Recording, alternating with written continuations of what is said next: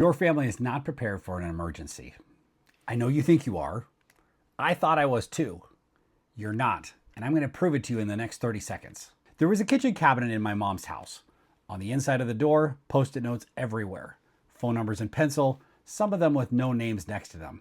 That was her emergency plan. My father-in-law had something similar next to his recliner. Same pencil, same missing info. Both of them thought they were prepared, and in a way they were for themselves. If either of them ever needed a number, they knew exactly which post-it to look at. The problem is that in an actual emergency, neither one of them was going to be the one actually looking. Think about what happens when something goes wrong. Your parent has a fall. They're not conscious or they're too rattled to think clearly. The paramedics are there. Or you get the call and you're driving to the hospital and someone at the intake desk asks you, who is their primary care doctor? What medications are they on? Who has the legal authority to make decisions for them if they can't speak for themselves? Most people can answer the first question, maybe the second. By the third one, you're guessing, or you're saying, well, I think it's somewhere on her phone, while the person across from you waits. That's the gap between what your family thinks they have and what someone could actually use in an emergency. Today, I'm going to walk you through what actually belongs in a family emergency context document, why the version most families have right now wouldn't hold up in a crisis, and how to put one together or help your parents put one together in about 20 minutes.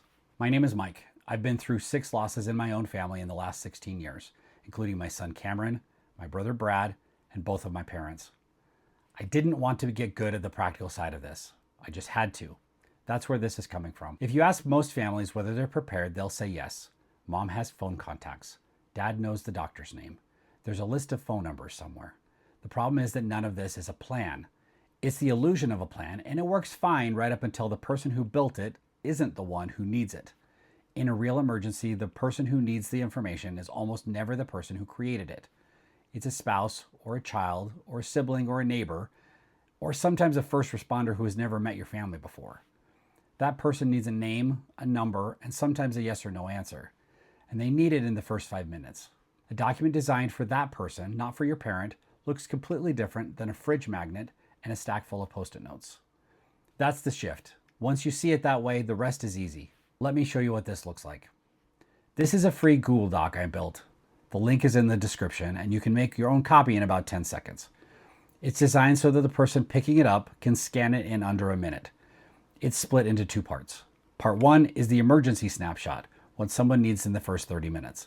Part 2 is the full record for the days that follow. I'm not going to walk through every field. Most of it is self-explanatory. I do want to call out the sections that people either skip or don't know to include. In the personal information block, height and weight are in there. It sounds trivial, but the ER staff is going to ask for it. In the medical snapshot, there's a field for known conditions.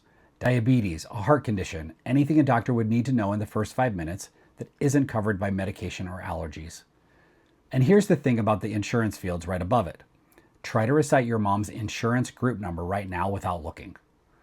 That's why it goes on paper and why you want a copy of that card somewhere people can find it. Then the healthcare authority section. This is one most emergency documents skip entirely. This is where you document who has the legal authority to make medical decisions for your parent if they can't speak for themselves. That's called a healthcare proxy or sometimes a healthcare power of attorney. It's a separate legal document. This section captures who that person is, how to reach them, and where the signed document is physically located. You want to know all 3 of those things before you need them. Then the emergency contacts listed in the order they should be called, not just names and numbers. The order does matter. In a real crisis, whoever picks up first is making decisions. Think through who that should be. And at the bottom of part 1, the phone and digital access section. 2 things worth calling out. The phone PIN or passcode. If someone needs to reach a contact through a locked phone and they don't have it, they're going to be stuck.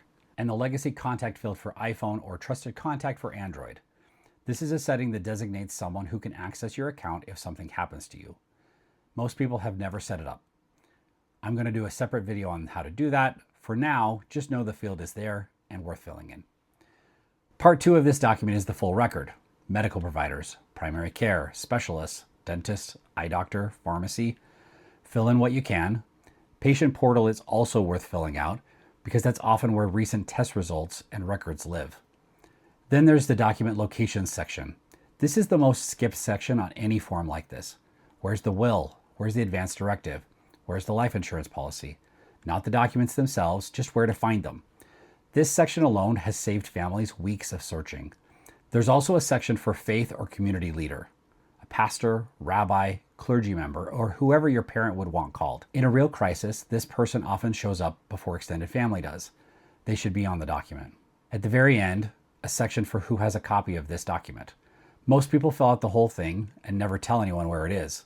List the people who have access. That's what makes the document actually work. Here's how I would approach this if you were doing it with a parent. Set aside 20 minutes. Sit with them or do it over the phone if that's easier. Start with part 1. That's the section with the most immediate value and it moves quickly. Part 2 you can work through over time. It doesn't have to be finished in one sitting. When you're done, share it with 2 or 3 people who might ever need it. It's a Google Doc, so sharing it takes 10 seconds. If you printed it, make sure at least one other person knows where it lives, and then do it for yourself. The people who love you deserve the same thing you're doing for your parents. One note before I wrap up. I'm not a lawyer, so anything involving who has legal authority to make decisions for your parent, the healthcare proxy, the power of attorney, talk to one. This video is just about knowing where those documents are and who to call, not the legal side of creating them. The link to the template is in the description. Make a copy, sit down with your parents this week. If this was useful, subscribe. I'm making more videos like this. Practical things families need to know, usually before they think they need to know them. And if your mom has Post-it notes in her kitchen cabinet like mine did, take a picture before you get started. It'll make you smile later. I'll see you on the next one.